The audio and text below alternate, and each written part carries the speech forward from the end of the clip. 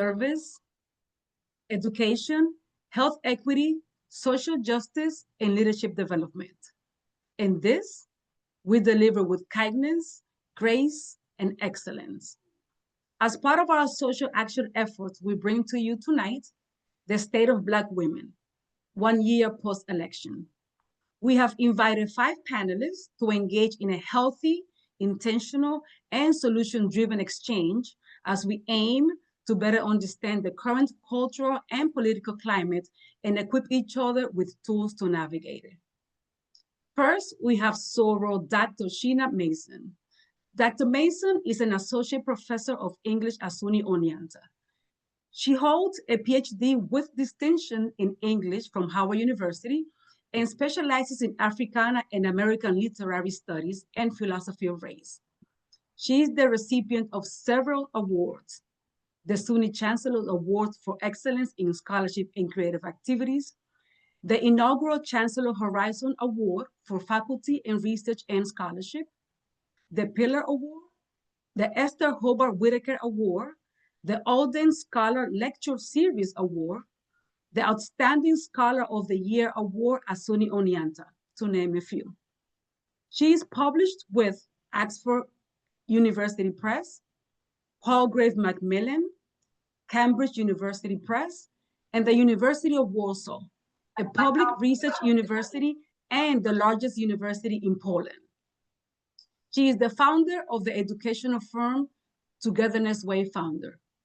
Her book, The Raceless Anti-Racist: Why Ending Race is the Future of Anti-Racism, shows how ending our belief in race and practice of racialization is required toward the goal of ending the causes and effects of racialized dehumanization.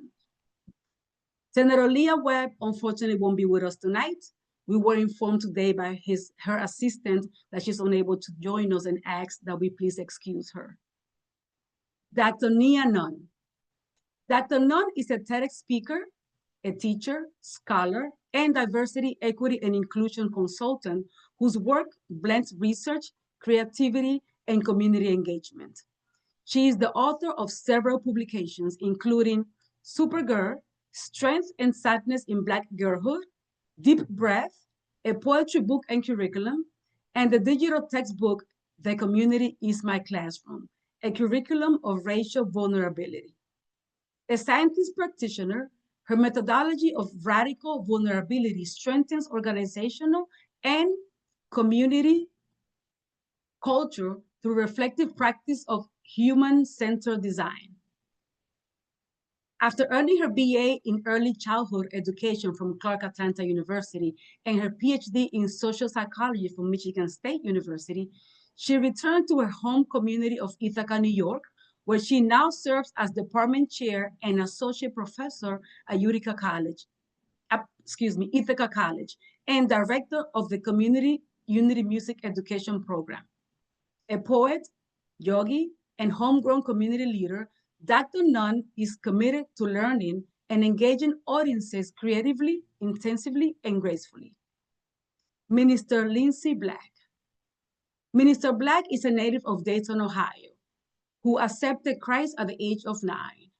Her love for childhood and education inspired her to earn a degree in early childhood education and teach preschool in Dayton before marrying her and relocating to Ithaca, New York. She is an active member of Calvary Baptist Church, where she accepted her call to minister in 2018.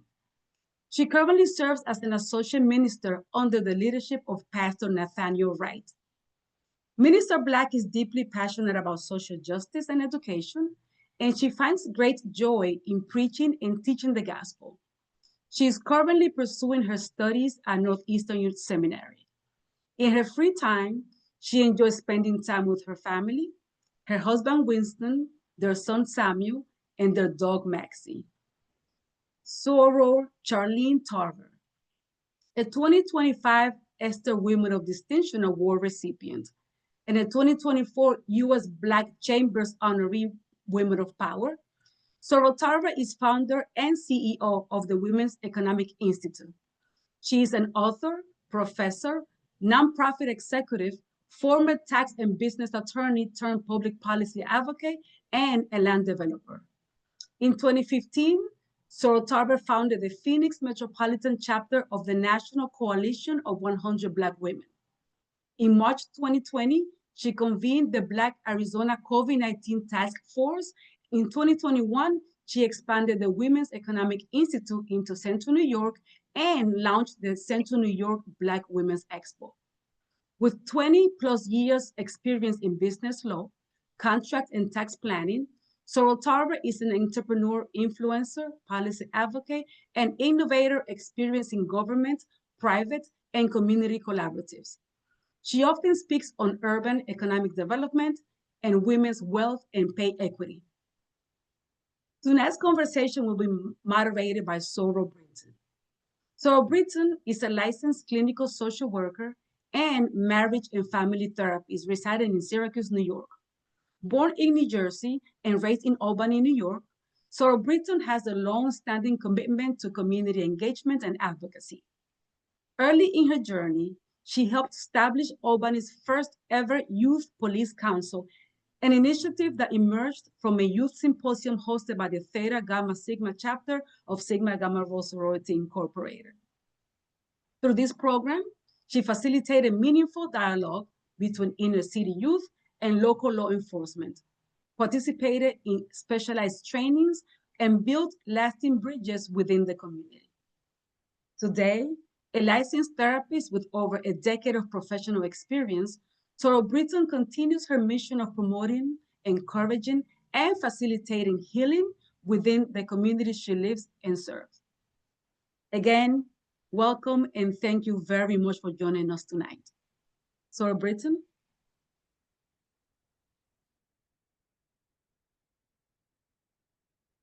Can you hear me now?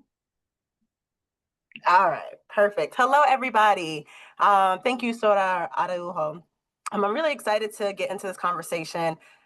Throughout our conversation, for everybody who is here in the audience, if you have a question, please place it in the chat. We're going to have a Q&A section towards the end, and so when we get to our Q&A section, we'll make sure to address your question. If you hear anything, we're going to hear some gems from some pretty dynamic Black women. So if you hear something that resonates, feel free to react, drop a clapping emoji, a heart emoji. Feel free to go off in the comments, but make sure you also add your questions in the comments too, so we can come back to them at the end. All right, I'm excited, so let's right in and get to the first question here. First question is going to go to Mason. Let's talk liberation. How can Black women lead movements for liberation that also include self-preservation, healing, spirituality, and true freedom? Ooh, I almost wanted to say I'm still figuring it out, but a more transparent and honest answer is that to talk about liberation for Black women is to talk about a leadership model that refuses exhaustion as a prerequisite for impact. For many generations, Black women have been positioned as the backbone of families, institutions, and movements. We are at once the moral compass, the emotional glue, the fixer, the one who makes a way out of no way. And these roles speak to our brilliance, our resilience, our creativity, but they can also be cages. They can become heavy burdens where we are expected to carry quietly. They can distort our sense of worth by tying it to labor and sacrifice. And I'm reminded that the leading cause of death for African American women in the United States is heart disease. And contributing factors to heart disease include things like hypertension, obesity, chronic stress, diabetes, and other health disparities. And so I don't think it's accidental that within the social context that we live and how Black women are often perceived and expected to be, there are corresponding real physical consequences to continuing to move in ways that harm us as opposed to help and truly liberating us.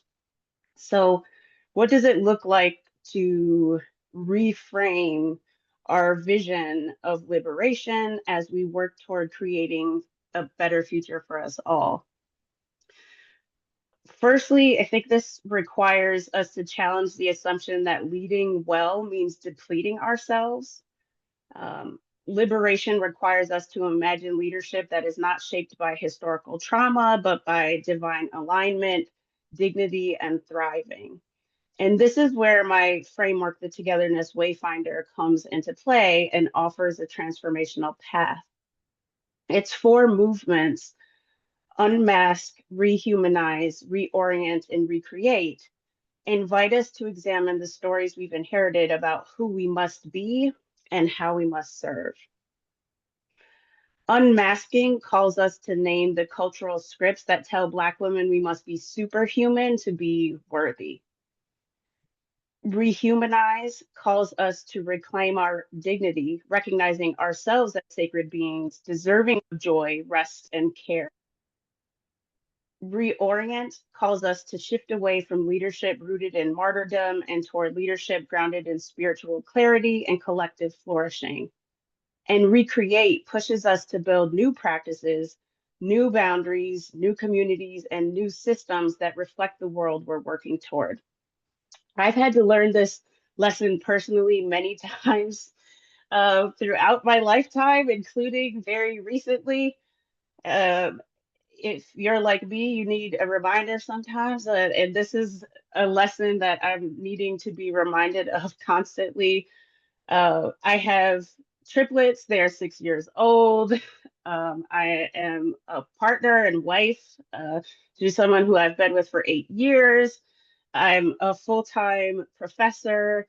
I do an inordinate amount of service work and scholarship work outside of my teaching obligations. And to say that I'm often running in various directions at the same time, trying to do everything all at once and trying to be the best version of myself that I can be at every moment would be an understatement. And while I've had great success in showing up how I show up, I hit a wall this past year when I found myself sick with the flu for, it ended up being something like 13 weeks. I had to go to the emergency room. I was completely quarantined for a full 2-week period. And only at that time was I able to finally recover, because I was literally physically forced to stop still taking care of everyone else, knowing I was sick, right? I was forced to focus rightly on myself and my wellness and repairing and getting better. So I know that that story probably resonates with many other Black women in the audience because of the messaging that we receive and how we're taught to think about ourselves, and especially in relation to activism, human rights, and liberation work. But we do have frameworks like the Togetherness Wayfinder that call us into that rehumanizing space, that call us into a space of wholeness, that call us into a space of recognizing and embracing joy, rest, boundaries, that these are not indulgences. They're not tasks that we should feel guilty in partaking in. They are strategies and technologies, not just for our survival, but our thrival. And in the end, if we are to be successful, they're necessities for how to lead movements that can be long lasting, and that can also be more successful in creating the kinds of impacts that I personally want to see.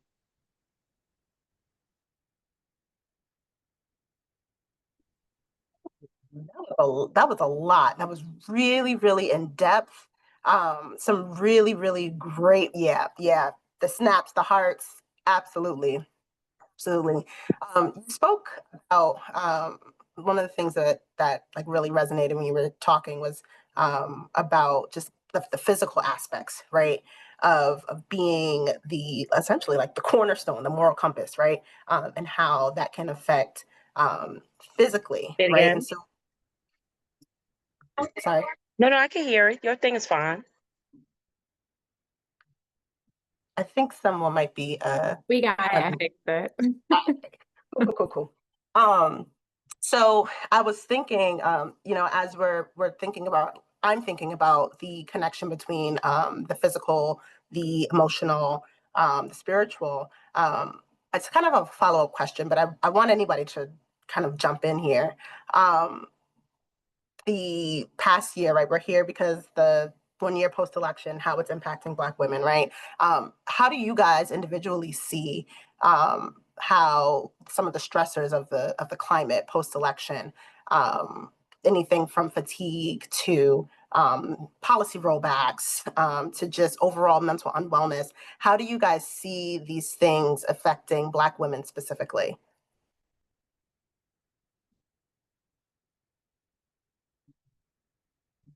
Well, I guess I'll jump in here. I mean, if we kind of come up with a backdrop for the last year here, under number 47, one of the things that we've seen is that 300,000 to 400,000 plus Black women lost jobs. We also know that Black women, there was already a gender and race income gap long before this administration. And so how does that play out given the kind of post-DEI environment that we're in? What is perceived as attacks on African-American women and African-American women's leadership? Obviously, the leader of the synagogue. A significant amount of stress and pressure. And I did hear Sheena before I ended up getting kicked out, talk about hypertension and high blood pressure. And, we know that's the leading cause of death amongst Black women. And so I would say that there's a significant amount of stress and kind of mental unwellness, despite our high levels of education. We also know that Black women were disproportionately impacted by this government shutdown over the last 43 days, the longest in history, and how those SNAP benefits, HEAP benefits, cuts to childcare subsidies are going to disproportionately impact our families and our community, given the high number of single parent households that are led by Black women. So I think now more than ever, there is a heightened level of awareness and stress, lack of resources and support for our Black businesses and Black entrepreneurship, and Black women's leadership. So I think that this now more than ever is a time for us to kind of galvanize our communities and be far more intentional in loving on each other, supporting each other, elevating each other, and really having each other's backs and encouraging sisters to go and get mental health treatment, to disconnect. I'm actually in Arizona right now. I am I'm kind of trying to decelerate. I'm trying to reset myself because it's been a very stressful year running a nonprofit. It's been extremely stressful. And here tonight, and she's 12 years old. And the best train. I want to remind everybody to make sure that their mics are muted. We'll have time for questions and things at the end, but just make sure your mic is muted. Thank you. Sorry, keep going.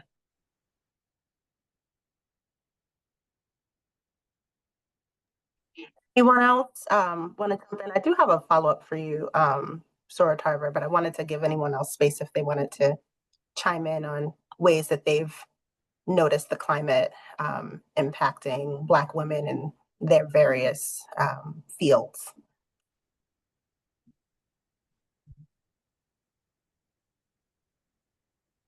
Well, this isn't field specific, but I have been finding more of us staying inside more than we might otherwise. I know for me personally, I live in an area that is very hostile. And for safety reasons, I'm, teaching only online, and I'm just staying home if I have control over it. And it's bringing me back to the COVID pandemic days, the feelings of isolation that were at that point for a lot of people very new, a very new experience. And I'm thinking about the after effects of that isolation and what does it mean that we find more of us isolating even still because of the various contexts that we're living in and the general feelings of unsafety just going out into society. So that's something I'm thinking about, and I have noticed there seems to be a trend. Thank you. So Tarver, I wanted to connect with you around economic freedom, if that's okay. What do you think about economic freedom and financial literacy fitting into liberation for Black women? Well, I think if, when you think about economic freedom is really the concept of economic enterprise. It's about our ability to control our financial production, our consumption, it's business ownership. We know that Black women are establishing businesses at 3 to 5 times the national average. And I often say this, it's because we're either unemployed, underemployed, or employed at poverty level wages. And so when you look in our communities, and you find that, we still live in communities where we have large concentrations of poverty. We have large food deserts, retail deserts. We have high rates of metabolic syndrome in our communities. And then you look at our access to capital to be able to drive an economic engine. And so we know that small business is the backbone of America, but we also know that Black women, despite starting businesses, they're still largely micropreneurs. And so they're starting businesses with 1 to 2 individuals earning somewhere around $28,000 a year. And so we know you can't really survive and sustain yourself on $28,000 a year. So we're finding that even though Black women are starting businesses, they don't have access to capital, which means they have difficulties with home ownership, purchasing homes, purchasing a vehicle, paying for their education, sustaining their families. So we talk about kind of this economic freedom and we talk about, financial literacy. We know that Black women, we have to invest more in our communities, really understanding financials and how, and not only investment, but insurance and how to balance and manage our budgets and how to grow and sustain a business.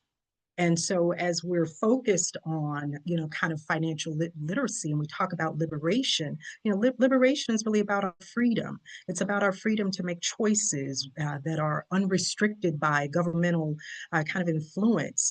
And so I think that there's clearly an overlap between economic freedom and financial literacy, but we definitely have more liberation when we see Black women able to make choices about the types of businesses they want to own and the products and services and resources that we want to create in our communities. Over the last 4 or 5 years during the pandemic, we've talked a lot about generational wealth building. We've talked a lot about Black wealth and neighborhood wealth building. Well, we know that without having the mechanisms to start those businesses, we're not able to keep our dollars within our own communities. And so whether it's home ownership or, everything that's happening around the country with gentrification, we know that we have to invest more in our communities. And we know that that starts with having a better understanding of wealth and dollars and investments and how that works. So they're intimately and integrally tied to one another. So you can't have liberation without having economic justice. And you can't have economic justice without having control and ownership over the means of production and being able to serve our communities. And not just our communities, because let's face it, we're consumers. So Black people, we spend our wealth and our resources with all communities. And so we need to be able to have those dollars come back into our community. I want to make a note of this because some of you may not be aware of it. There is a national blackout that will be happening November 25th through December 2nd. I want to encourage everyone during that 1 week period, we must be intentional in buying and investing local and Black. We have to make sure that in light of everything that's happening in the country, people understand the economic buying power of the Black community. So I want to encourage you all to please be on the lookout for that, research it, Google it, because we can't have liberation until we actually have economic means. And this is one of the ways to do that, and that's supporting buying local and buying Black in our own communities. Thank you, Soror Tarver. Thank you. This next question is for Minister Black. Minister Black, it's no secret, post-election, faith has been severely weaponized to seemingly push agendas that further marginalize and ostracize, right? I know personally I've had conversations with people who have been questioning their faith just because of how much faith has been weaponized with this administration. How would you say that faith can guide leadership and decision-making in times of uncertainty, both personally and in the wider community? Yeah, I think this is an excellent question, and it's heartbreaking as a person of faith to see and to hear so many people questioning, right? Particularly because I am clergy, and it's important to me, right? And it has been so important to the Black community for generations. So to see people feel like they don't have a space where they're not sure because of the way that faith is being weaponized is heartbreaking, to say the least. And so I would say that I think for my personal model and what I think that the church can do a better job of, for community leadership is really to ask the question, like, what did Jesus do? Who was Jesus? Because I think that we're hearing about a Christian nationalist faith that is not rooted in the gospel. It's not rooted in who Christ was, but it's rooted in power and supremacy and control. And so when we take a step back and we look and we say, what does the gospel of Christ say? What did Jesus do? How is the model that we are supposed to all be working on? What did he do? I think we look at Luke chapter 4 and we see, right, that his whole ministry was based on setting the captive free. It was based on releasing it was based on releasing prisoners, right? It was based on it was based on bringing sight to the blind, on proclaiming joy, right? And liberation and jubilee. And so when we think about how we lead with faith, we rely on this idea of who Christ was and what Christ did, with this idea that the work that we then do as church leaders, as people of faith, is that we also lead with love, right? That we also do the work to call truth to power in the way that Christ is very critical of the religious leaders who are doing harm in the community, right? Of the way that he is critical of Rome. That is our call and our action. It is also for us to look at and say, where do we then also do the work of teaching, right? Of teaching what the Bible says, because I think that part of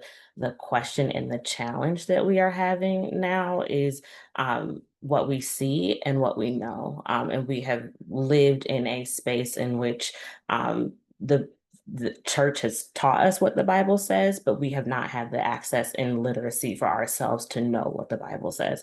And so I think that is the way that we move forward in faith and leadership, is actually being more biblically literate, in the same way that we're looking at financial literacy, in the same way that we're looking at civic literacy, that as we look at this idea of biblical literacy to it, then we know. And so we can look at what we see in the world and say, that's actually not the gospel. That's actually not what we've been given.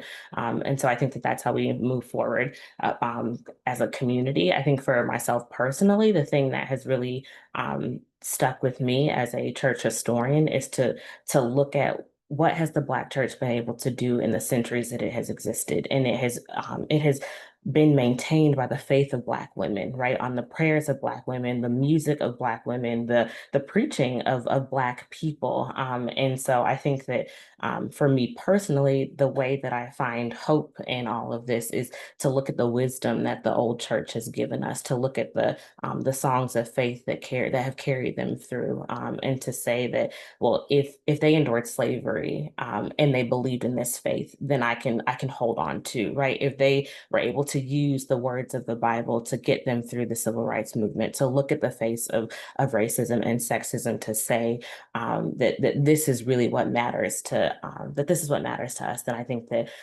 that is the thing that helps me to stay grounded, to know that this has existed for centuries and will continue to exist if we continue to hold and maintain the faith, to encourage people to believe and to look for themselves. Thank you. My next question is to Dr. Nunn. Dr. Nunn, what role does spiritual wellness play in sustaining community advocacy and mental health for Black women? Thank you so much for that question. And also thank you for the invitation. Greetings to you all this evening. I appreciate the invitation. And so I say that spiritual wellness is essential, right, to sustaining any kind of community advocacy and mental health for us as Black women. I oftentimes talk about this concept of radical vulnerability, and how radical vulnerability, it sits at the heart of that wellness. I talk about radical vulnerability as this intentional practice of showing up for ourselves, like with honesty and openness and like an emotional truth, that it means rejecting the expectation of constant strength, and instead creating spaces for ourselves where we can name our needs, right? And our uncertainties, boundaries, and those feelings without the shame. So it's a spiritual act in itself, right? And then when I'm talking radical, I say radical because we're talking about disrupting these systems that benefit from our silence, our self-sacrifice, our emotional labor. That's an act of liberation, like choosing that transparency over our perfection, connecting with one another, having connection over the isolation that was just talked about, and just being as authentic as we can versus just zapped into performance. So as a people, we do this in various ways, whether through prayer, in addition to prayer, movement, chanting, communal circles, the ways in which we gather our children, or even sometimes that quiet solitude. So I just consider these practices that help us regulate, help us release, help us restore. I say that radical vulnerabilities, it's not about oversharing or being unprotected, but it's about this courageous kind of self-awareness, knowing when to ask for help, creating like reciprocal relationships with one another, but allowing the community to support us. So yeah, when I read that question, it really got me thinking about the ways in which I'm oftentimes encouraging not only women in my life, but my students and even children, about the intentional practices that we engage in, even on a daily basis. How are we zapped into, Melissa Harris Perry, she talks about squad care and naming our squads, where we seek squad care, whether through our family, our sister circles. I think about the children that I work with in the community, or a special time in the year during Black Maternal Health Week, in preparation for that, where in gathering women to talk about our health, but also our birth stories. So just being intentional about our collectivity, I find that to be the heartbeat of our spiritual wellness and centering our mental health. So thank you for asking. Absolutely. Oh, I think there's, well, we'll save the question for the end. Okay, thank you.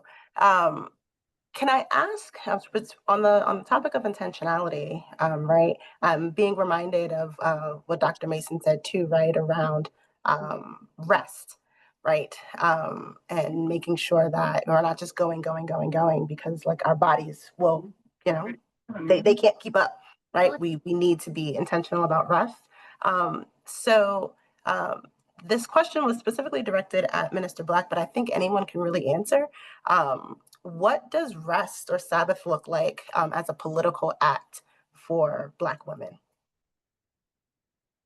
Yeah, it's so interesting, Dr. Mason, and thank you for sharing your story about having the flu for 13 weeks. Because I read this book in seminary called Sacred Rhythms, and the author writes and says, you know, that God has given us this this invitation to Sabbath and to care for ourselves, and when we choose not to engage in that invitation, then sickness becomes our Sabbath, because it is the only time that we actually choose to rest, to take care, and maybe not even choose is the right word, but we're forced to take care, to pay attention, to do rest and rejuvenation. And that has been the story that has stuck with me as I think often about what it looks like to say no to things. I am Enneagram number 2, for those of you who know the Enneagram, and I'm also an empath. And so it is very hard to say no. It's very hard to feel like you're leaving people hanging, or knowing that people are counting on you. But I had my own experience in 2020 being pregnant for the first time, and just working myself so hard that I like gave myself high blood pressure and like ended up having just a negative birth outcome because of that, and was very disappointed in the experience. And I remember in that moment being like, this is the sickness that becomes Sabbath, when you choose not to actually rest and to take care of yourself. And so it has been a hard lesson to learn, but it is one that, you know, I am trying to take and learn well. And I think the piece for me that has been encouraging, as I am trying to figure out how to not allow sickness to be my Sabbath and to be the rest that I actually take, but to choose to take rest, as Dr. Nunn was pointing out, is really relying on community and knowing like that there are other people who are gifted to do the work too. And if I'm always doing the work, then other people can't do it. And so thinking about that as the opportunity and the experience to engage. It also helps that I have 2 little ones who I'm always encouraging them to share and to figure out how to navigate and make things work. And so it's a lesson that I have to model for myself too, right? That like if I want the oldest to share responsibility, then I also have to model sharing responsibility and trusting one another to carry each other, and to know that that like it's okay if I am not the one who does all of the work, because there are other people who can do it. And then on the other side of that too, right? That like, if I get to rest, then I can also carry the weight for someone else when they need rest. And so you can't do for others if you're not resting for yourself. And so being able to be in this reciprocal relationship in which you can be in community together, to trust others to carry, but to also be the one to carry when necessary. Yes, I really love that for so many reasons. And what I would offer in addition to what you said very beautifully, Mr. Black, I think there was a part of me that always understood or thought of rest as being like the literal physical rest, like I've got to be at my bed taking a nap or something, you know. But I've been thinking about it a little bit more expansively recently. You know, rest looks like, you know what, I haven't had my feet done in 3 years. So I'm going to get the nail polish remover out, right, and the nail polish, and I'm going to tend to my feet, right? Rest looks like having a meal with a friend, right, who I haven't seen in a really long time, because listen, I don't know if it's the millennial in me, but I kind of averse to talking on the phone a lot. I'm a big texter, but there's nothing that can replace that face-to-face connection, especially if it's over some good food and maybe some margaritas. Doing that tomorrow, actually. And also, I've been counting rest as working out, like putting on my calendar on these days, I'm working out and I'm committing to it, and I'm not going to double book myself to get out of the workout. Like, these are things that are my priorities. And though they're oftentimes involving doing a thing. It's a thing that in the end serves to rejuvenate, serves to energize me, serves to water and give me sustenance in ways that when I'm just grinding, I'm not getting, right, that I'm actively actually depleting. So I've come to view rest again as just more expansively, and I think that too has helped my framing of like, if how much am I working and how is my work-life balance and all of those kinds of questions that I ask myself at any given moment. My framing is different now because it's like, well, maybe I shouldn't be telling myself the story that I work 24/7, right? Because I'm really because I'm not working 24/7. It might feel like I'm working 24/7, but that's not the reality. And that gentle shift in framing, I find is also helpful too. I would jump in to say that I completely agree, right? It's, uh, I'm so grateful with what you were saying too earlier about not always saying yes to everything or feeling like we have to be the one to show up and create some balance as it relates to that. But I'm especially attracted to this concept of rest being expansive. So you got me thinking about the ways in which I am, even just tuning into what we're taking into our bodies, right? And how hydrated we are throughout the day. And like tuning into your water intake, it can be transformative. How are we not only feeding our bodies food, water, but feeding our minds? I put in the chat, giving ourselves permission to unplug and having a social media diet, right? Where we're just not so consumed with so much different information all at once, and just navigating elements of balance, rest, but defining rest and self-care far more expansively. What are we bringing in? Right? Because then you find, my father says all the time, people treat people how they feel about themselves, right? So how well we are feeding ourselves, but how we're feeling about ourselves, taking time to express some gratitude. I don't know everyone's relationship with journaling or the practice of journaling, but rising to naming gratitude, but ending the day with some grace about the amount of work that we did and or didn't get to yet. I And love that. I love that, Dr. Nunn, because I think oftentimes we don't give ourselves grace, and when you talk about kind of what we're feeding ourselves, I love, love, love to listen to YouTube. I'm a huge YouTuber. And I tend to find spiritual videos that actually play at night.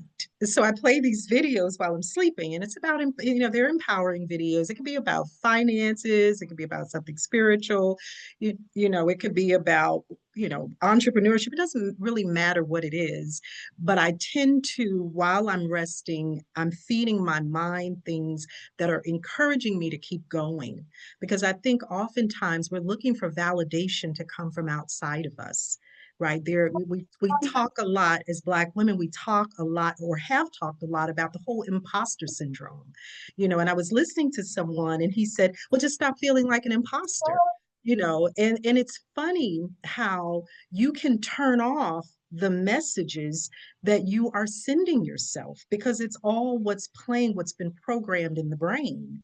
And so we have to change the messaging, we have to change the frequency. Sometimes we have to change the circles and the network. We have to surround ourselves with people who do empower us, right? People who do tell us it's okay to take a break. It's okay to be angry. It's okay to be disappointed, right? You started out and you had a big vision for how this was going to happen. It didn't work that way. It's okay to pivot, right? But but you also have to be able to tell yourself that. So part of, I think, rest is us being able to have kind of a sense of self-awareness and an internal, temperature check or gauge that allows us to say, I need to lean back and be okay with that. Be okay with leaning back. So. Can I jump in really quickly because I'm listening. I'm listening. Economic education, right? How do we integrate that into broader conversations around self-care as well?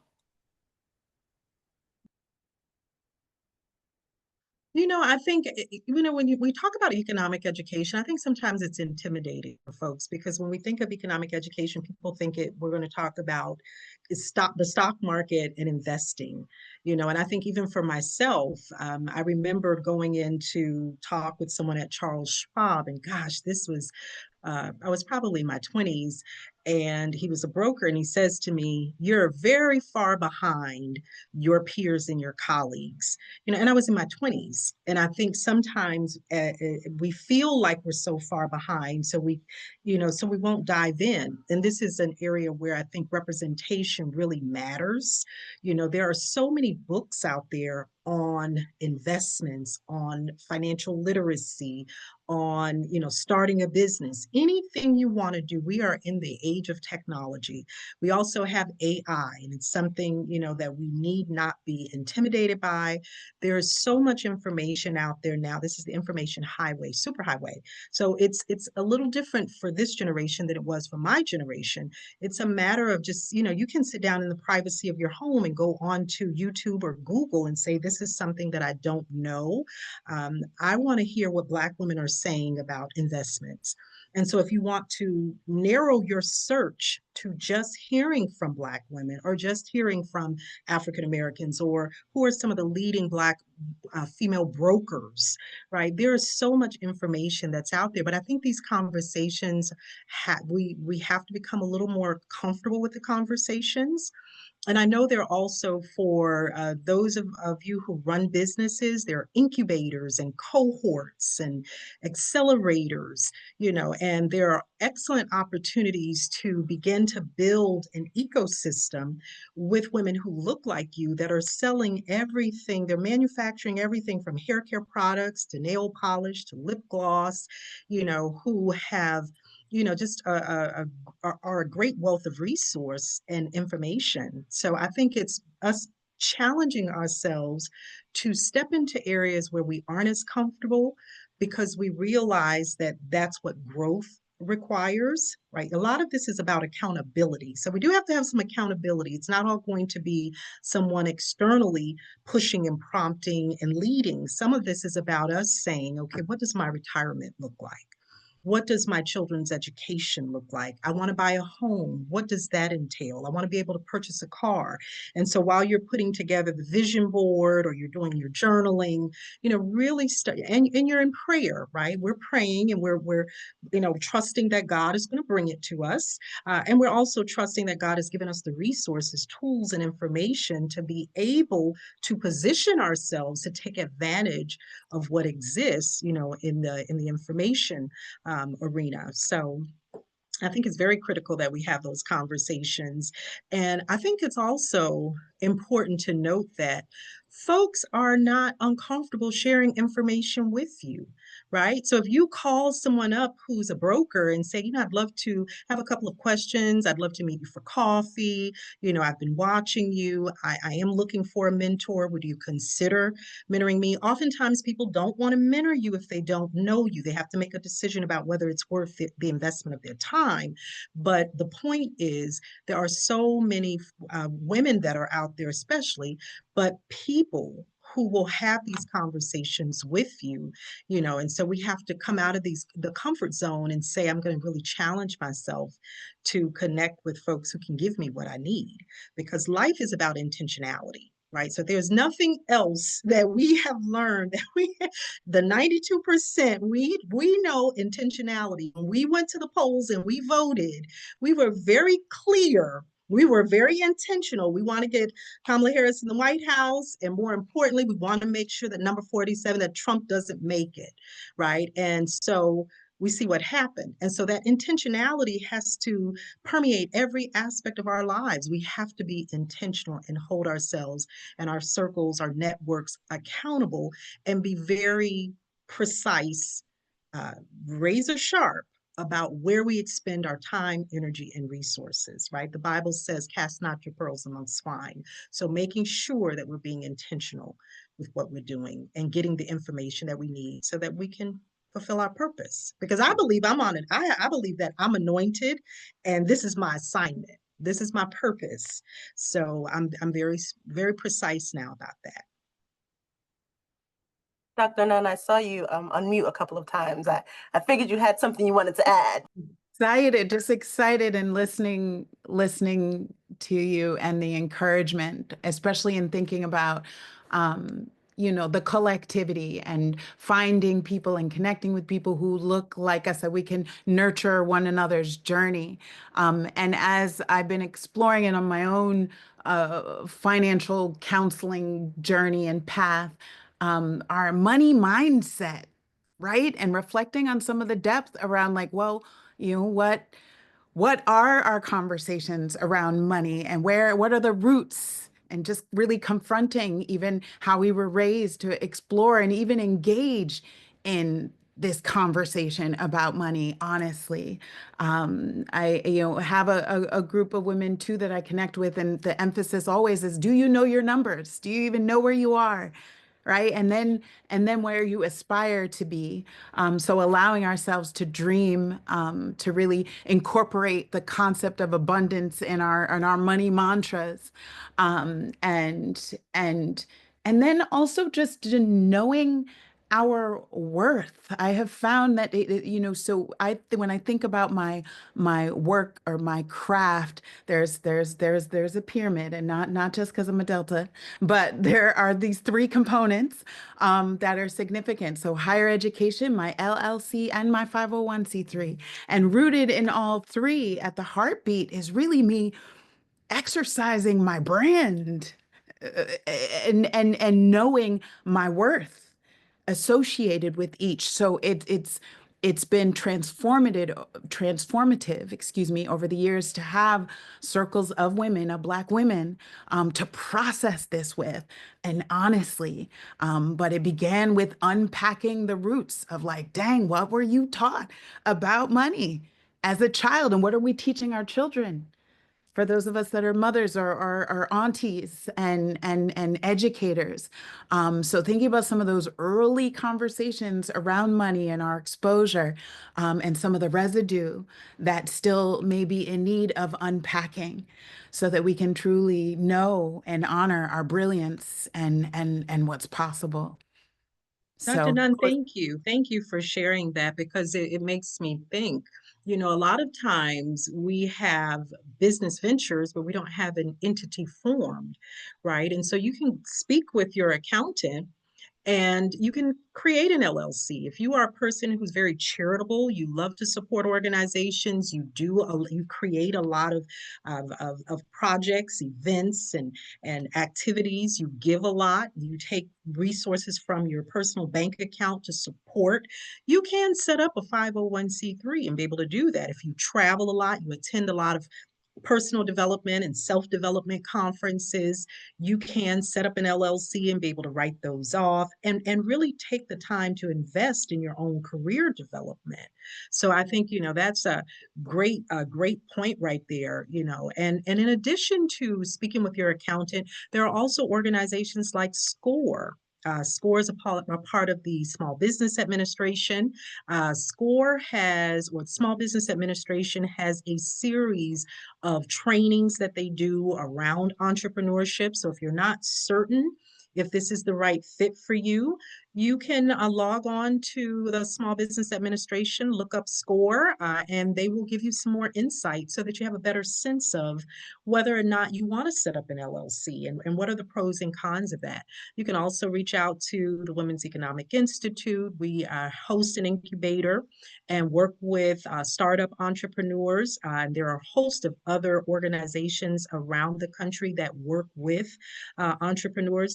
If you're a public speaker, you can establish establish an LLC as a public speaker? Because I'm sure you incur expenses, right? So again, this goes, as Dr. Nunn said, this goes back to really knowing what your worth is and then centering yourself in rooms, at tables, in circles where people are empowering and pouring into you and giving you the tools and resources that you need to be able to have the advantages of your skill and your talent. So thank you for raising that point.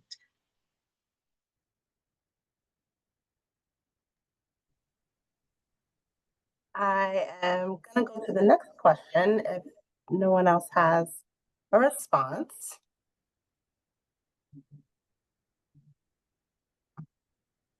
So lots of themes here. What I'm hearing a lot from all of y'all is community, right? Community and intentionality, being able to choose joy, choose rest, choose literacy, right? What role do mentorship and resource sharing play in promoting spiritual, emotional, and financial well-being? Well, I think mentorship is huge. I think it's huge. And I have been very, I think, fortunate over the course of my career to meet a lot of individuals that I have tapped and asked to pour into me. And it's funny, I always tell people, Oprah is one of my informal mentors. So, it's like, well, how is Oprah mentoring you? Do you really know Oprah? I don't know Oprah. Oprah is one of the few people that I've always wanted to meet that I haven't met, unfortunately. It's going to happen one of these days.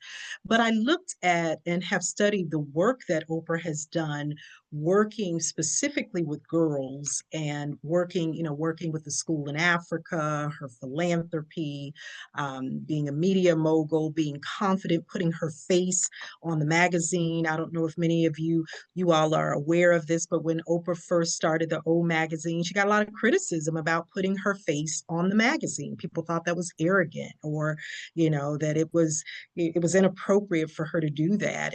And so over the course of her career, I've been able to see so many of the things that she did that were so empowering for me as a young Black woman, a young Black professional woman coming behind her. And so I think mentorship is critical. Obviously, you want to have a very diverse array of mentors. I have found mentorship with tax attorneys. I've found it with folks who are philanthropic, folks who, even in the land development space, that is a very new space for me. I'm what is referred to as an emerging land developer. We're working on a $42 million project in the city of Syracuse. We spent the last year and a half trying to get our land back. The land was taken from us because our contract expired. And so being able to go to folks that I've met, developers that I've met in New York City and other parts of the country, and say, can you help walk me through this? Can you help give me a different perspective on how I should look at it? Would you mind meeting with me and taking a look at our numbers, right? And so mentorship may not be this long-term extended relationship where, this person is like a best friend, but maybe it's more of I have a particular issue where I need a subject matter expert or someone who's experienced that would just give me some of their time, and kind of over the next 6 months, be maybe even a sounding board for me, give me some guidance on maybe workshops and conferences that exist that I should take a look at to deepen my own skill set. So I definitely think that mentorship is very critical. And I think it's also important not only that we look to be mentored, but that we also look to mentor others. And again, that we be intentional with that. And I know we're all super busy, so it can be very difficult to have time to pour into someone else. But maybe it's even things as simple as, in giving young people or a young person a book list. Here's some books that I think you should take a look at, or I'm willing to sponsor you for an event. There's a conference coming up and I will sponsor you so that you can attend, and I will cover the cost of that, or we're working on an event right now, and the event pivoted completely. So we now are collecting toys and, books and, toiletry items to give to families that are in need, which wasn't something that we were planning on doing, but in that, I think my point is just simply being able to invest and give to someone else so that they understand that we see them, that they're seeing women who look like them, who are aware that we're giving them visibility. They're visible to us. And I'll say this last thing. I spent 20 years of my career in Arizona, and I am the mother of identical twin daughters.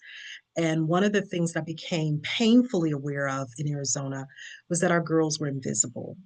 And so being very intentional in just acknowledging their presence, even if it's just saying hello, if it's smiling at them, if it's lifting their heads, right? Because sometimes our girls don't get the investment and the fanfare that I think other girls get.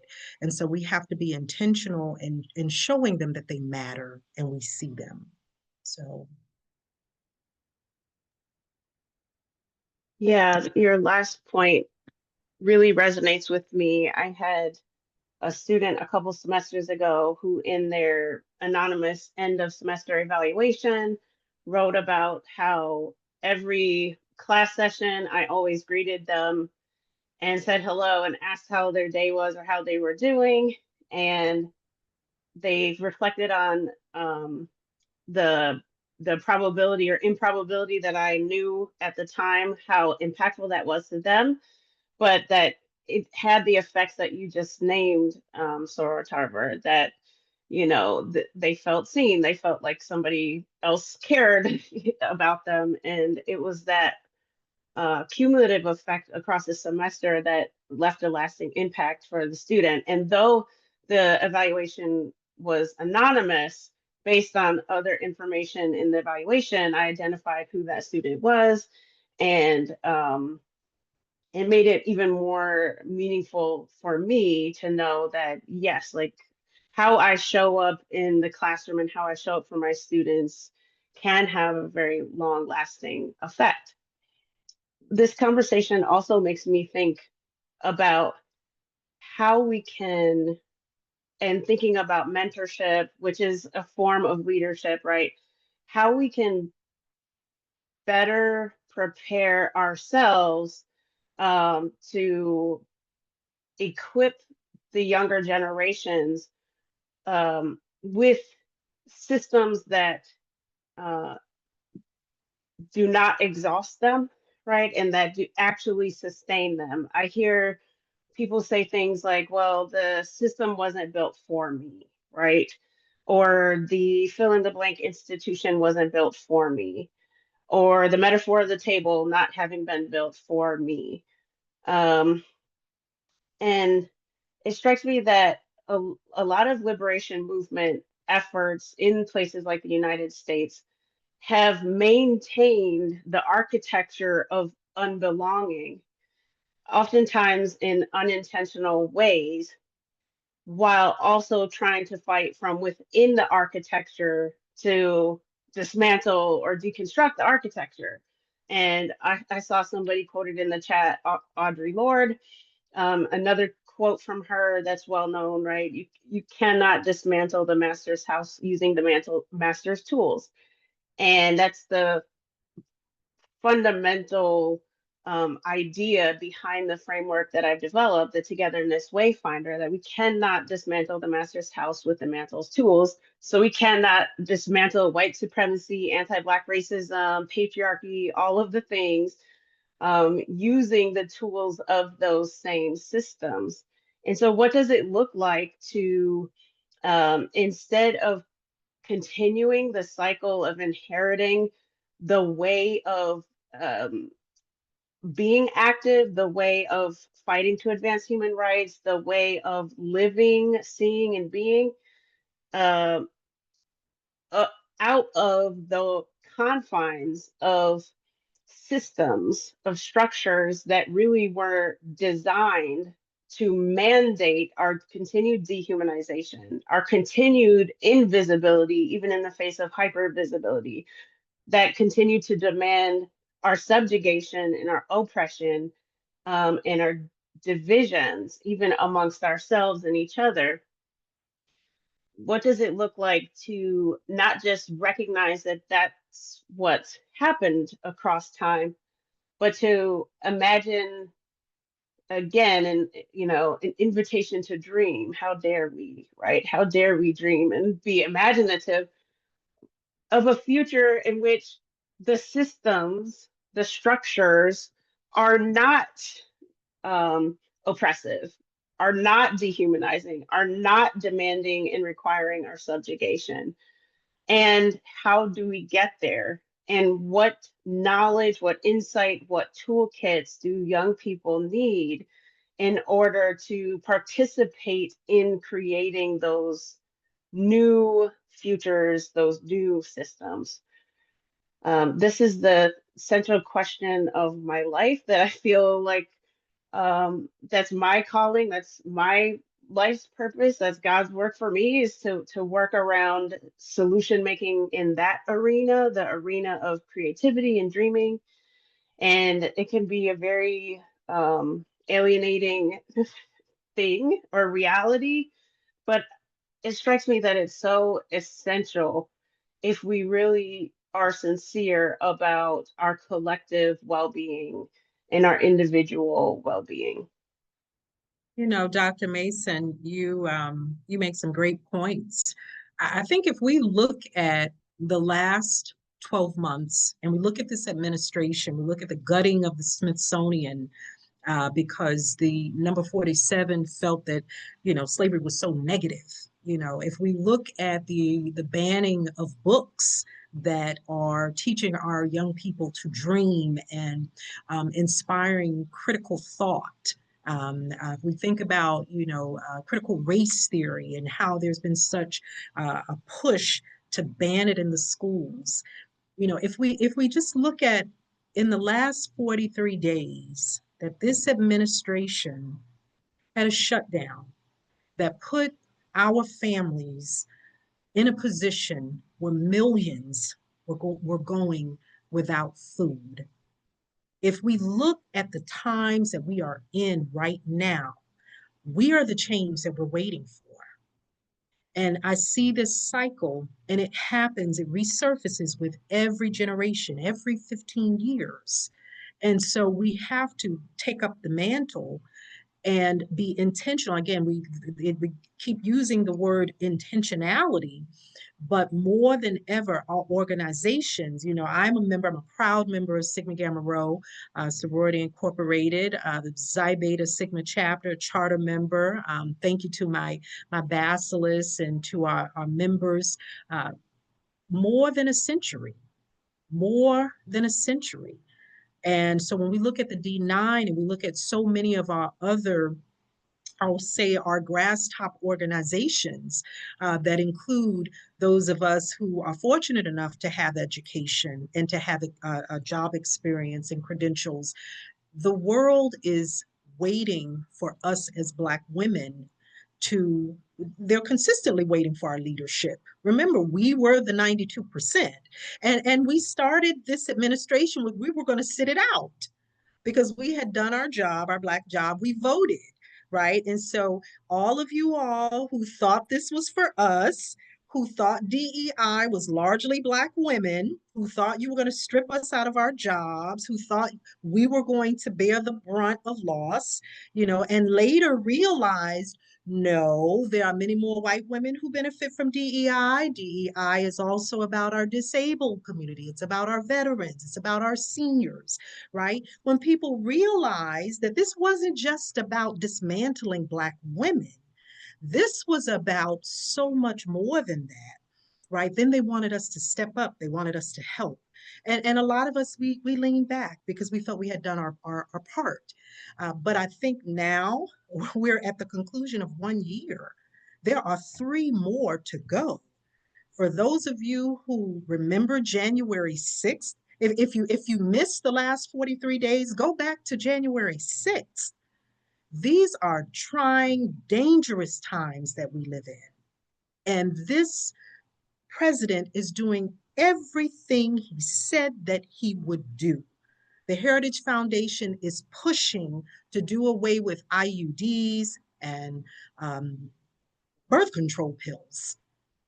So now more than ever, we have to stand up as Black women. We have to unite across our communities, across our states. We have to work together. We have to come up with a Black agenda, and we have to storm like we did on election day, like we do on all election days, but not just vote. We have to begin to identify more Black female leadership, more Black political leadership, and get behind them and support them.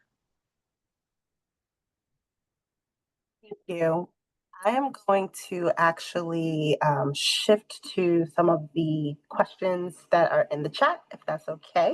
I do want to be mindful of time. Thank y'all so much for working with this. I see all of the emojis. I see people y'all are dropping gems and people are picking them up.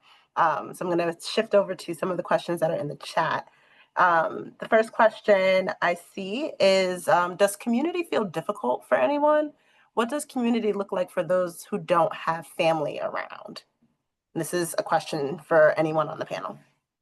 Yeah, I can start because I live in Ithaca, New York, and my closest family is 9.5 hours away. And they're kind of spread in different places. So community can be hard, like particularly like when you are like you live away from family. And I think the piece for me that has like that I am working on trying to find is like what, and not even friends, right? Because I think that like that's one of the challenges is like, everyone's like, well, I need to make friends wherever I am, or I need to find sisterhood or whatever. And those things are wonderful, and that's the goal. But I think sometimes it's just simply like just trying to take a step into community. And so sometimes that is just simply like smiling at people that you see, or like going and attending events that you wouldn't necessarily attend, just to hear and to like get to know people has been a helpful way for me to start stepping into community, and then to kind of do, as Dr. Nia Nunn said, to do some of this this radical vulnerability, right? To then actually reach out to take the next step, to invite someone to coffee, or to say like, hey, I think we kind of have similar ideals. Like, do you want to like go on a walk together, or, kind of do these things. Like that has been the way that I am personally attempting to create community outside of family. I will not say that I'm always good at it. It has become, I think, easier since I have left the workforce and am at home with my children. Like I found a space in which I was like, I have to find people. I have to find community outside of these two tiny humans and my husband, who I talk to on a regular basis. And so I think that was a great impetus for me. And then I've done some things within my church, but that always feels like a built-in community. But outside of that, like what else are people doing? And I think it's been really helpful for me to just do some of the things of stepping out of my comfort zone and finding like, what do I like? And then how do I connect with people who also like similar things? And it doesn't have to be a friendship, right? Like that I think has been the biggest freeing piece for me, is that it doesn't have to start as a friendship. It can grow into one, but it doesn't have to start there, and that's okay.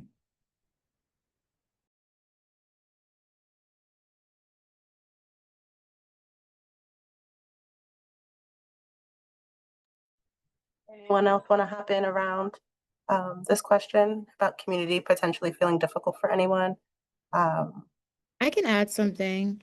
I feel like, so this was a really interesting question. And so while I live in my hometown, I don't often feel like I have like spaces that I have community in. So I started going to the gym like 4 months ago. And I unintentionally created community with the women that I work out with. And now like we invite each other to hang out and do things. So it was just so random. And like, honestly, I'm the type of person, like I need to be in the gym focused and like working out, don't talk to me.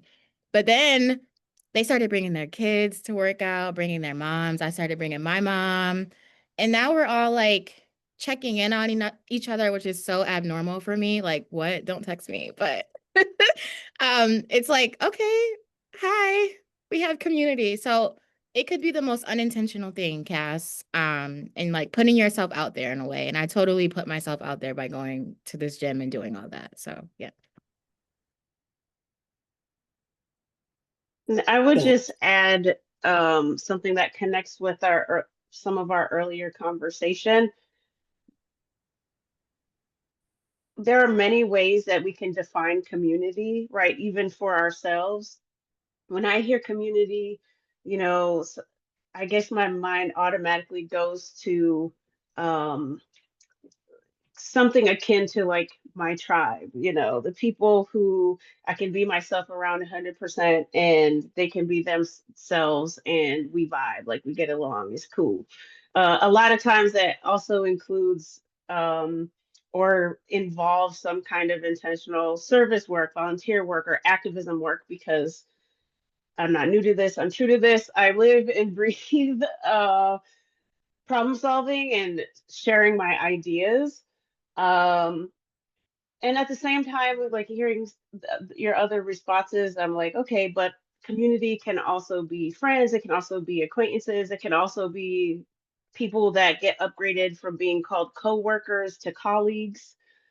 It could be online book club, you know, where I play a lot of games on my phone, and it's the people that you chat with, like you're part of a guild in the game and you chat with them. I really don't know anything about them. I don't know their government names or anything, right? And they don't know anything about me, but we're there, we're vibing, that's community. So I think thinking about community for yourself and kind of getting all of your definitions out could be helpful and potentially clarifying.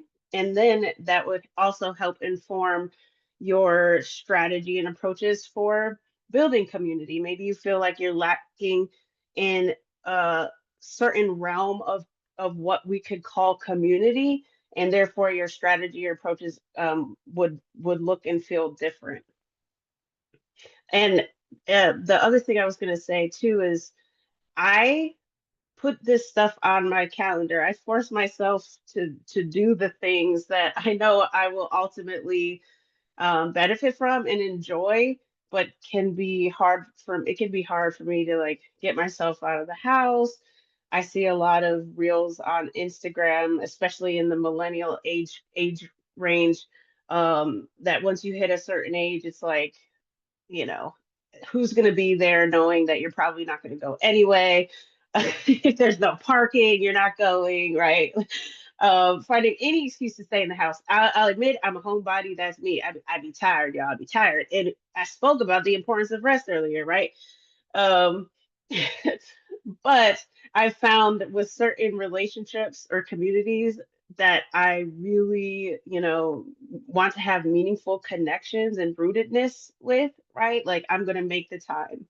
I'm going to make what seems like a small sacrifice of my energy or whatever it is to like participate in the thing and put it on the calendar. And as you said, just putting yourself out there. You miss every shot you don't take. That's what Wayne Gretzky, a hockey player, said. Michael Scott also said it on The Office. Joking, not joking, but joking. All right, moving right along. This one is directed to Minister Black. This one is related to Dr. Mason's point about the tools of supremacy and oppression. How do we use faith and even relate to a church when Christianity has been used as a tool of oppression? How do folks find meaning in something that was forced on so many people as a means of causing harm? Wonderful question. I think, again, the place that we start is we look at what are the voices that look like us saying, right? And so that starts with looking at Black women who are writing about the church. It looks like pulling in some womanist theology, some of the Black liberation theology. Again, I think that one of the challenges is that we have this expectation of perfection from people who are writing or doing the work of anything, right? Whether it is the work of faith or it is education or it is finances. Like, we want people to be perfect and to be experts in what they're doing. And I think that we have to recognize that there are flaws to start the conversation, right? So that people are not going to always meet the mark that we are expecting them to. But that doesn't mean that it's not worth investigating, and it doesn't mean that it's not worth going into. And so I think James Cone is a wonderful person to look at and to read.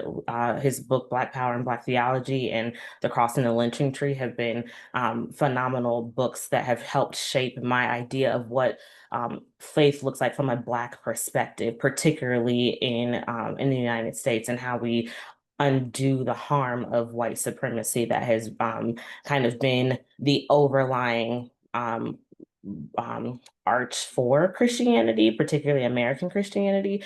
That doesn't mean that James Cone isn't flawed, right? It doesn't mean that other people aren't flawed. So I think to make sure that we try to take the meat and spit out the bones. And so I think it's, again, looking at what voices who look like us say, while also, again, for me, it's always going to be about coming back to what does the gospel say, and particularly from a standpoint of feminism and womanism. Like, Jesus valued women and honored the work that women did to carry on the gospel. Right, that the first person who spreads the gospel is a woman, right? Like, Christ gives Mary Magdalene the mantle to share the gospel. And so I think that, in my opinion, we can't ever let people tell us what we cannot do, because there's a whole gospel's worth of Jesus denying all of that, and speaking truth to what people are capable of. And so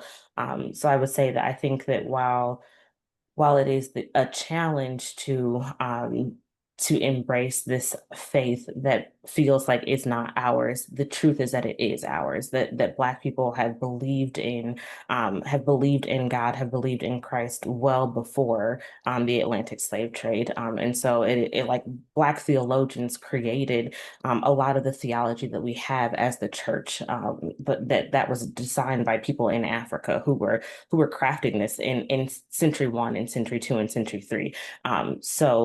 So all of this work that has been done to strip Blackness from faith, or to strip women from the work of faith, like, it takes knowledge and information, but it also takes the ability to say that's actually not how it works. But again, this is where literacy comes in, and knowledge, and that's what I feel like is my work and my call, right? To teach, because there are so many people who haven't heard the truth and the reality of these things, and so we get to know it because someone is doing the work to share, and then to stand in that faith. All right. Some really great questions, and we are coming up on 5 minutes of the rest of our event. So I am going to ask one more question, and then I hope this is okay for those of you guys in the chat whose questions we didn't get to, and for the panelists, if we can create a list of the questions and then send them out to you guys, and then hopefully we may be able to get some of those questions answered from you all and sent out to those of you. If you guys want to email I think we put our email in there. Is the email, our email or our Instagram, a way to contact us? Is that in the chat? Yeah, I'll put It it. is. Okay. Yeah. All right, cool. So I'm going to ask one more question, and then the questions that we didn't get to, I'm going to make sure that you all get them. And if you are able to answer, please leave your emails to the people who asked the questions so that we can get you those answers as well. So don't want to not address your questions, and I also want to make sure that I'm respecting everyone's time. So the final question that I'm going to ask for the evening, during this time, what are some ways to decrease burnout at work while working with folks who are directly impacted by this administration and its poor decisions?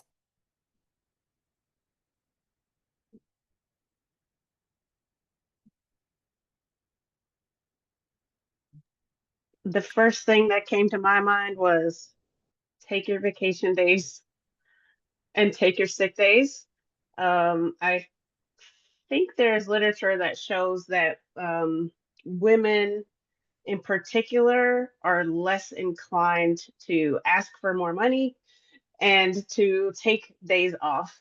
And I feel like in even without the context being what it is, there's a detrimental impact of being all work and no play, and also not staying home when you're sick, right? So something I've been forcing myself to do much more freely than in my younger years is to do that, right? If I even have a sneeze, I'm like, you know what?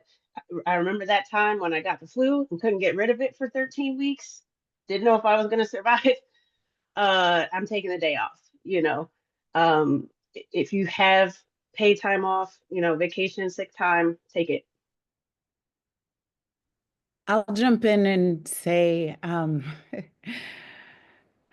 honoring your breath, like for real, establishing a relationship with your breath to start the day, throughout the day, tuning into your breath. Sometimes it's even in that moment of whatever's going on, potential conflict, frustration, what have you, just like giving ourselves permission to pause and to breathe. That was the immediate response that came to mind in my head, and particularly as we are navigating our crafts, balancing either taking care of folks or responding to folks, that glorious relationship with your breath, to honor it. I would say we can decrease burnout by just continuing to remember that God is in control. God is on the throne. In this last election cycle in New York State, we just elected 2 Black women mayors in cities that have never had a Black mayor. So Albany, New York elected Dorcia Clears, Syracuse, New York elected Sharon Owens, and New York City got its very first Muslim socialist, 34 years old. So what it says is that we got to keep doing the work, keep tapping your resources and your networks. Even when you feel burned out, just keep going. Call up your friends, call up your buddies and say, I need you to step in and you keep it moving, but keep showing up because change is happening right now. And I'm so excited about everything that is going to unfold over the next 4 years, not just in New York State. I mean, obviously, we had wins across the country. So I think people see it. They're getting it. I'm super excited about the millennials because they are of a different mindset. They're not willing to back down. They're not willing to wait. They're demanding change and they're demanding a seat at the table and they're demanding to be heard. So when I'm on the verge of that burnout, I just think, wow, there's so much more ahead. And I'm just excited about all of the progress and what lies ahead.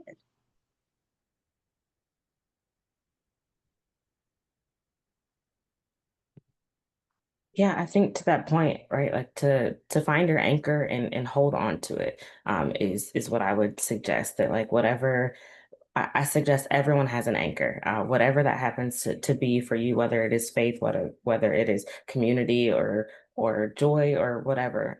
Find your anchor and lean in, because I feel like that's the thing that gives us the spirit to keep moving when burnout happens, is when we remember what our anchors are and that keep us grounded and keep us moving. Thank you all. Thank you so much for being here tonight. Thank you so much for your tools. Thank you so much for your gems. Thank you so much for your thoughts and your wisdom. This has been an incredibly invaluable conversation. That I saw somebody in the chat say something about a part 2. So so I'm going to transition and throw the virtual mic over to Soror Simone Campbell. to provide some of our closing remarks. Just a quick rundown on our very own Dr. Cable. Dr. Simone Cable serves as Vice President of the Psi Beta Sigma Binghamton Alumni Chapter of Sigma Gamma Rho Sorority Incorporated. She is a research fellow at the Siegel Family Endowment and a professor of AI ethics at Howard University. Her work is rooted in advancing culturally relevant education and ensuring that technology serves as a tool for equity. Her research and teaching bridge the worlds of data, culture, and design to create more inclusive learning environments for Black and Brown K-12 students. So I'm going to throw it over to her. Thank y'all for allowing me to moderate. Thank you so much, Soror Burton. You did an amazing job. Hello, everyone. I am Dr. Simone Campbell. I just wanted to share some closing remarks on behalf of our chapter and really thank you all for joining us. So I want to sincerely thank you for joining us for tonight's State of Black Women 1 year post-election conversation. We really hope this conversation and this dialogue offered meaningful insights into the mental, physical, financial, spiritual wellness of Black women, especially during this moment in our social and political landscape. Our goal is that you leave not only informed, but affirmed and reminded that prioritizing your well-being is both necessary and powerful. And to our incredible panelists, thank you again for your insights, and you remind us that Black women continue to lead, heal, and shape the spaces we're in, especially in this landscape. And then to our chapter, Xi Beta Sigma, we remain extremely committed to serving the communities across the Southern Tier. So we are absolutely open to partnership and collaborations and future programming. If anyone is on from any core community organizations in the Southern Tier, please feel free to reach out to us so that we can collaborate. And then lastly, again, thank you all for joining us tonight. We really look forward to staying connected, and we hope to see you at future Xi Beta Sigma events. We do have a survey that we would love for y'all to fill out. So please take your phones out for a couple seconds and scan this QR code just to give us feedback on tonight's panel. If you all are not aware, Xi Beta Sigma, we were chartered 2 years ago. So we really are ramping up with our programming, and we would love to get your feedback as we continue to make our mark in the Southern Tier. So I'll also email this out to people, and I'll give it a couple more seconds. And then lastly, as always, social media is so important. Please follow us on our socials, which is Instagram and Facebook. If you don't have social media, we do have an email, and I put it in the chat. But we would just love to stay connected and really, truly thank you all so much for supporting us, especially during our Founders Week. Really, it's been a celebratory week for us. So thank you all. We have completed our program tonight. And yes, be on the lookout for part 2 for sure. Thank you. you. Great evening, everyone. Thank you for joining us. Thank you. Thank you. Nice. Thank you. Thank you. Have a great night. Thank you.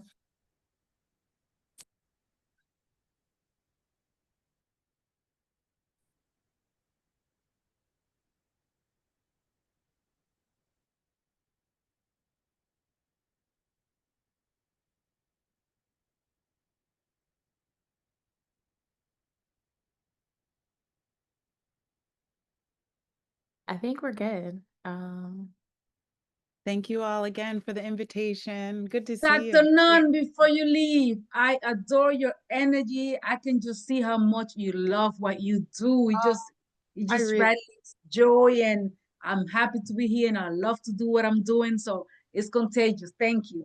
Thank you so much. Good. I'm so glad you could see. No, it's a joy. Yes, definitely. Yes. Beautiful work. And I really appreciate the invitation. Thank you so I much. do think we should do a part 2 at some point, and we can discuss later on.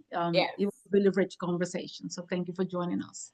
I also didn't ask, but would you be okay if we sent questions your way to be able to respond to, because we didn't get